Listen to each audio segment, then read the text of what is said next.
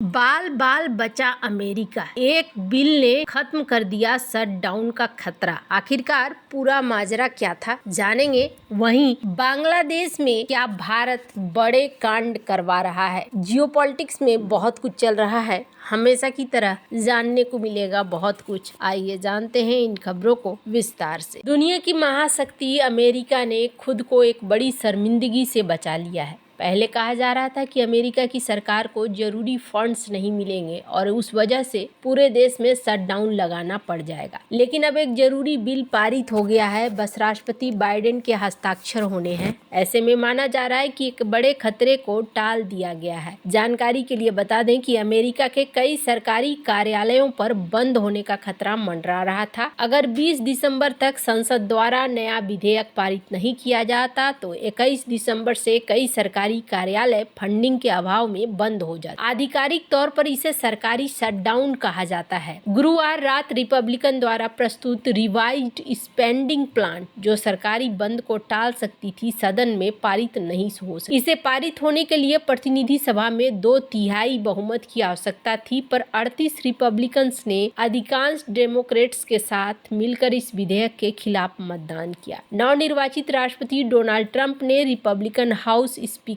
Mike Johnson द्वारा Democrats के साथ किए गए पिछले फंडिंग डील को विफल कर दिया था। ट्रंप द्वारा इस द्विदलीय समझौता की निंदा करने के बाद टेक अरबपति एलन मस्क ने इस उपाय की कड़ी आलोचना की थी। ट्रंप द्वारा स्वीकृत रिप्लेसमेंट बिल में सरकारी फंडिंग को संघीय ऋण सीमा के 2 साल के निलंबन से जोड़ा जाएगा, जो ये निर्धारित करता है कि सरकार अपने बिलों का भुगतान करने के लिए कितना उधार ले सकती है। सदन के अल्पसंख्यक नेता हकीम जेफरीस, जो चैम्बर में शीर्ष डेमोक्रेट्स हैं, उन्होंने प्रस्ताव को हास्यास्पद कहा। सरकार की वर्तमान फंडिंग अमेरिकी समय अनुसार 20 दिसंबर के रात को खत्म होने वाली थी। इसके बाद क्रिसमस की छुट्टियों तक संसद बंद रहती। अगर इससे पहले फंडिंग से जुड़ा विधेयक पारित नहीं होता तो सरकार को हजारों संघीय कर्मचारियों को छुट्टी पर भेजना पड़ता और कई सेवाओं में कटौती भी करनी पड़ती। सरकारी शटडाउन तब होता है जब संघीय सरकार को चलाने के लिए जरूरी फंडिंग खत्म हो जाती है। अगर अमेरिकी कांग्रेस फंडिंग विधेयक पारित नहीं करती तो कई सरकारी सेवाएं ठप हो जाती। इससे पहले अमेरिका में ट्रंप के कार्यकाल के दौरान ही 35 दिनों तक सरकारी शटडाउन रहा है। तब करीब 8 लाख सरकारी कर्मचारियों ने बिना वेतन के काम किया था। अमेरिकी इतिहास में 20 बार ऐसा मौका आ चुका है जब सरकारी शटडाउन देखने को मिला था। ऐसे में एक तरफ किसी को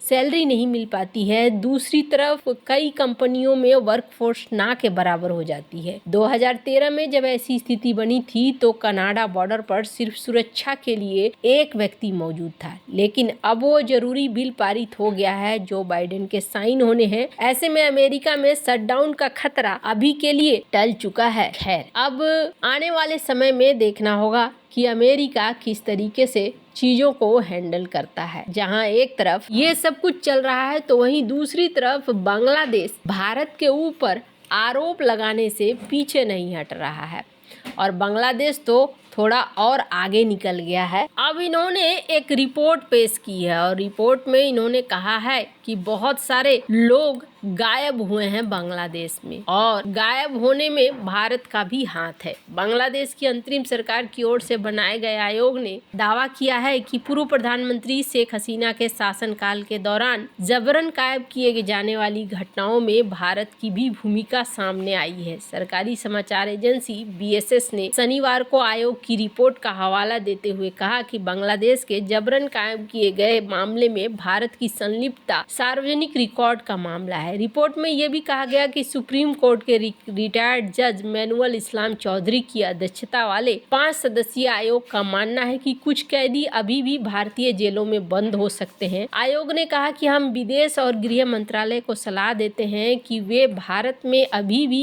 कैद बांग्लादेशी नागरिकों की पहचान करने के लिए अपना सर्वश्रेष्ठ प्रयास करें। बांग्लादेश के बाहर इस मामले की जांच करना आयोग के अधिकार क्षेत्र के बाहर है। आयोग का कहना है कि बंदियों को भारत में होने और जबरन गायब कर दिए जाने वाले घटनाओं में भारतीय एजेंसियों के जुड़े होने की उन्हें खुफिया जानकारी मिली है। आयोग ने 2 लोकप्रिय मामलों का हवाला दिया जो इस बात का सबूत दे रहे हैं कि इस तरह के ऑपरेशन कैसे किए गए थे। आयोग ने कहा कि एक मामला सुखरंजन बाली का है, जिसे बांग्लादेश के सुप्रीम कोर्ट परिसर से अगवा किया गया था। बाद में वो भारतीय जेल में पाया गया। दूसरा बांग्लादेश नेशनलिस्ट पार्टी के नेता सलाहुद्दीन अहमद का है। पिछले हफ्ते 5 सदस्य आयोग ने मुख्य सलाहकार प्रोफेसर मोहम्मद यूनुस को अनफोल्डिंग द ट्रूथ शीर्षक से एक अंतरिम रिपोर्ट सौंपी है। इस रिपोर्ट में अनुमान लगाया है कि 3500 से ज्यादा लोग जबरन गायब किए गए हैं। आयोग में न्यायमूर्ति फरीद अहमद शिबली, मानवाधिकार कार्यकर्ता नूर, निजी बराक विश्वविद्यालय की शिक्षिका नबीला इदरीस और मानवाधिकार कार्यकर्ता सज्जाद हुसैन शामिल हैं। अब ये जो कुछ भी कर रहा है बांग्लादेश, एक बात तो साफ नजर आ रहा है कि बांग्लादेश भारत के साथ रिश्तों को धीरे धीरे और भी ज्यादा खराब करता जा रहा है। हालांकि ऐसा नहीं है कि बांग्लादेश के लिए बांग्लादेश की नींद उड़ाने वाली अब अराकान आर्मी भी अपना धीरे धीरे आगे कदम बढ़ा रही है और इन्होंने अब बांग्लादेश के ऊपर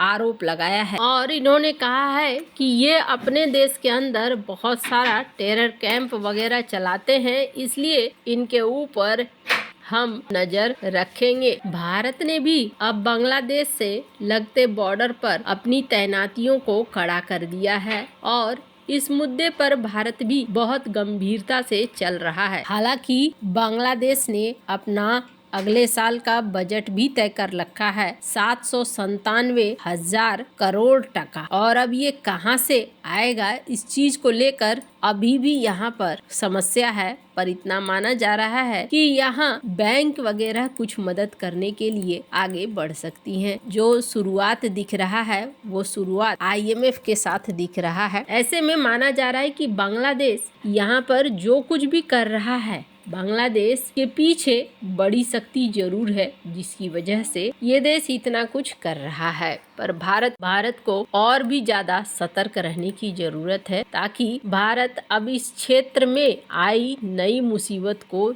झेल सके और नई मुसीबत के लिए अपने आप को तैयार भी कर सके। IMF ने यहाँ $750 मिलियन का लोन यहाँ पर अप्रूव कर दिया है। अब सबसे बड़ी बात यह है कि ये लोन ऐसे अप्रूव किया जा रहा है यहाँ पर जो लोन लेने में पाकिस्तान को नाको चने चबाने पड़ जाते हैं, पर यहाँ पर ये आसानी से मिलता जा रहा है। खैर, भारत के लिए बहुत जरूरी है कि नॉर्थ ईस्ट को सुरक्षित रखते हुए भारत बांग्लादेश के साथ चीजों को हैंडल करे। हालांकि ये एक अजीब सी बात है जो देखने को मिली कि इस उथल पुथल के बीच में भी भारत के जो गृह मंत्री हैं अमित शाह, इन्होंने बयान दिया है जिसमें इन्होंने कहा है कि हम चितगांव पोर्ट का इस्तेमाल नॉर्थ ईस्ट को जोड़ने के लिए कर सकते हैं। खैर, अब यहाँ पर बहुत सारी चीजें हैं जो चीजें समय के बाद ही बदलेंगी। वैसे आपको क्या लगता है इन सब मामले में, आपकी क्या राय है, कमेंट कर जरूर बताएं। जल्द मिलते हैं अगली वीडियो में नई खबर के साथ।